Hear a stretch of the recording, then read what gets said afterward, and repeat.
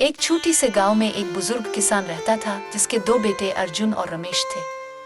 बाप मेहनत और दयानतदारी का कायल था और अपने बेटों को भी मेहनत का सबक सिखाना चाहता था। एक दिन गुरूब आफ्ताब के वक्त बाप ने बेटों को खानदानी खेत में बुलाया और दोनों भाइयों को अलग अलग जमीन के हिस्से देते हुए बोला, अब तुम लोग इस जमीन पर मेहनत करो और ये जमीन तुम्हें सोने की शक्ल में फल देगी।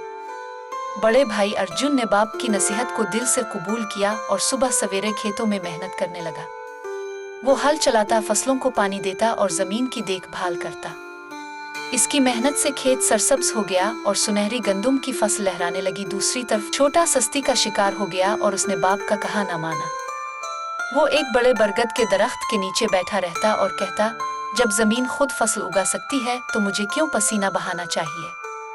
रमेश की लापरवाही और सस्ती के बाइस इसका खेत बंजर हो गया और झाड़ियां उगने लगी। अर्जुन की मेहनत के नतीजे में न सिर्फ उसकी फसल भरपूर हुई बल्कि वो गांव वालों की भी मदद करने लगा। इसके खेतों की खुशहाली और खूबसूरत घर को देखकर गांव वाले भी इसकी तारीफ करते। उधर रमेश को आराम पसंदी और काहली की वजह से गुर्बत ने घेर लिया। एक दिन वो अपने भाई के पास आया और इल्तिजा की, भाई अपनी फसल का कुछ हिस्सा मुझे दे दो, मेरे पास कुछ खाने को नहीं है, मेरी मदद करो। अर्जुन ने इसकी मदद करते हुए इसे समझाया कि मेहनत के बगैर कुछ हासिल नहीं होता, तुमने अपने वक्त को बर्बाद करके अपनी यह हालत बना ली है। रमेश खुद पर बहुत शर्मिंदा हुआ और दुखी दिल के साथ अपने घर वापस आ गया। एक दिन रमेश उदासी की हालत में बैठा था कि इसके वालिद तशरीफ लाए और उसकी बुरी हालत देखकर बोले, ज़मीन उन लोगों को इनाम देती है बेटा जो इसकी इज्जत मेहनत के साथ करते।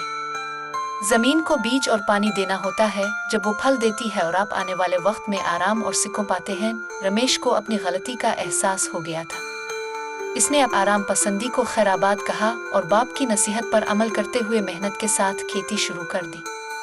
आहिस्ता आहिस्ता इसका खेत भी सरसब्ज हो गया और सुनहरी फसल लहराने लगी। रमेश ये जान गया कि मेहनत कामयाबी की कुंजी है, जबकि आराम पसंदगी गुर्बत और पछतावे की राह है।